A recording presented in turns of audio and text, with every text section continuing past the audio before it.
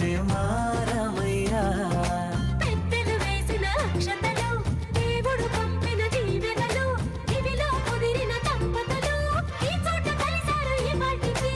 ఆటలు పాటలు వేడుకలు, మాటకు మాటలు అల్లరులు, తీయని గుర్తుల కానుకలు వెన్నంటి ఉంటాయి వెయ్యేళ్ళకి.